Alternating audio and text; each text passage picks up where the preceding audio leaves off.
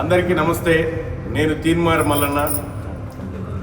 నా జీవితంలో థియేటర్కి వచ్చి చూసిన 11వ సినిమా ఇది. చాలా రేర్గా సినిమా చూస్తా.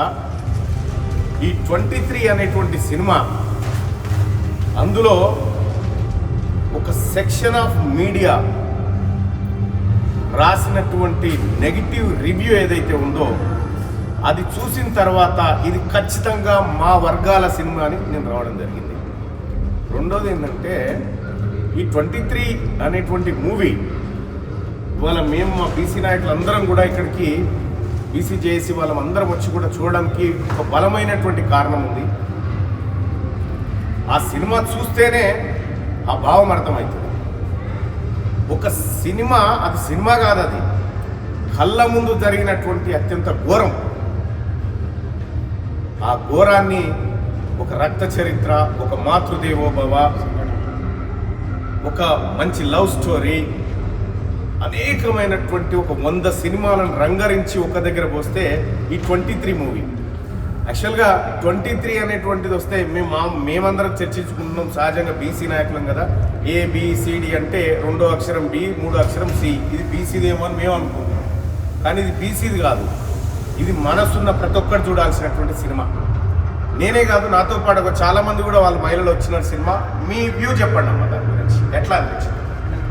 చాలా బాగా అనిపించింది, చాలా బాగుంది, గట్టిగా చాలా బాగుంది. అసలు యాక్చువల్గా ఉంది, లవ్ రొమాన్సే కాకుండా ఒక మానవతా దృక్పథంతో ప్రతి ఒక్కరు ఈ సినిమాని చూడాలని మేము కోరుకుంటున్నాం.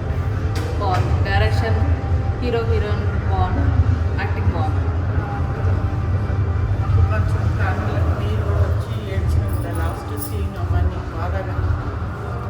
మెయిన్గా మార్పు అనేది జీవితంలో మనిషికి ఒక స్టేజ్లో వాళ్ళు తప్పు చేస్తారు, ఒక స్టేజ్లో అంటే ఎప్పుడు ఒకే కాలం ఉంటుంది.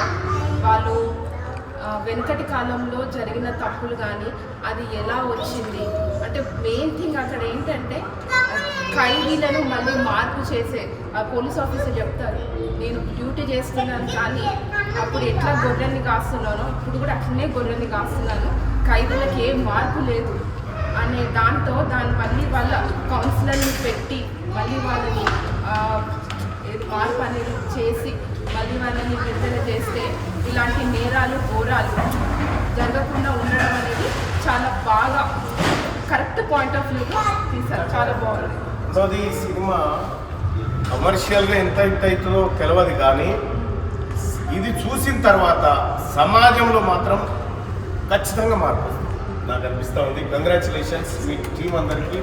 ఇతని యాక్టింగ్ చాలా అద్భుతం,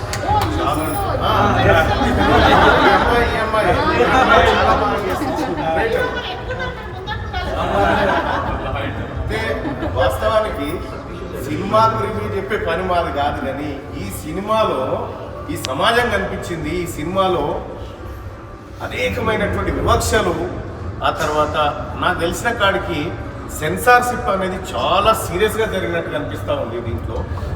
ఇంకా అది ఉన్నట్టుగా వస్తే ఈ సమాజం సగం బద్దలయ్యేదేమో.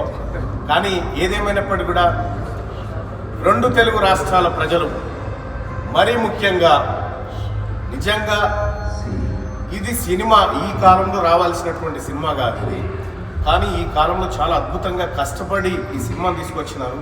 చాలా అద్భుతంగా ఉంది.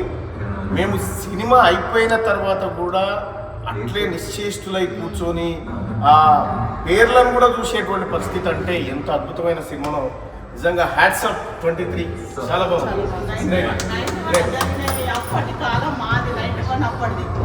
అవన్నీ జరిగిన ఘటనలు, చందూరు ఘటన జరిగింది, చిత్తూరుపేట ఘటన జరిగింది, బాంబ్ బ్లాస్ట్ జరిగింది. మన కళ్ళ ముందంటే వాళ్ళు ఎట్లా బయటపడ్డారు, వీళ్ళు ఎట్లా లోపల ఉన్నారు. చాలా